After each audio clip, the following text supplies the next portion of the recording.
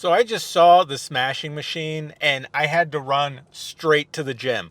So this is going to be the only review you see that actually takes place in a gym. So let's get started. The Smashing Machine comes out October 3rd, and it's an A24 movie directed by Benny Safdie. The movie revolves around the story of Mark Kerr, who's an early pioneer in the world of MMA, mixed martial arts, and UFC. Well, have you ever heard of the Ultimate Fighting Championship, the UFC? My gym actually has a whole room dedicated to MMA here called the War Room, so figured it'd be a good spot for a review. So the movie doesn't cover the entire career of Mark Kerr.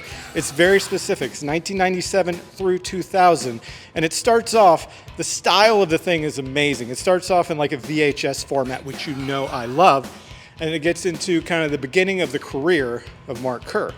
Now this is the early days of UFC where there were like two rules. I think there was like no eye gouging and no fish hooks. That was basically it. Everything else, no holds barred. Crazy. But one of the cool things about Mark Kerr is he approached it like a professional fighter. He was one of the first ones that did it. I can't talk about this movie without talking about the transformation of Dwayne Johnson, who I will refer to as DJ from now on. You do not think about Dwayne Johnson. The prosthetics and the nose and the brow and everything transformed him completely. Now, The Rock bulked up. He put on like 40 pounds of muscle because Mark Kerr was a big dude.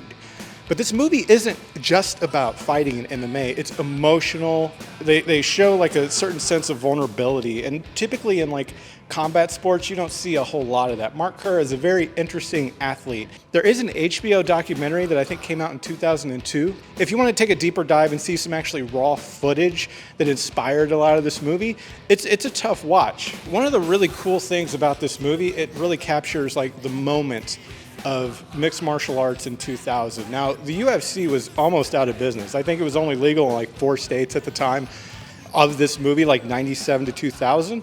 It shows the part of Mark Kerr's career where he goes off to Japan and fights in Pride, which is like they filled 90,000 people arenas. And I love that Benny Safdie really let these scenes breathe. Like these aren't like short clips of fights. Like these are full-on fights. You get the moment. But one of the cool things this movie shows is that through all of it, the pain, the struggle, there's ultimately hope.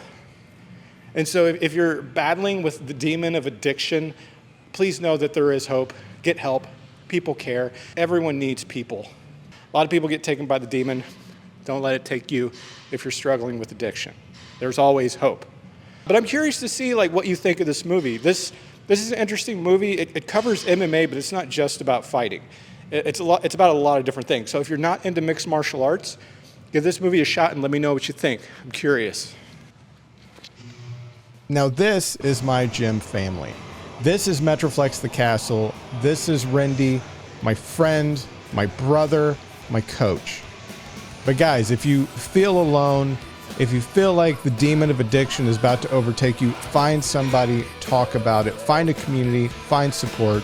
And if you're in DFW, join us here at Metroflex the Castle.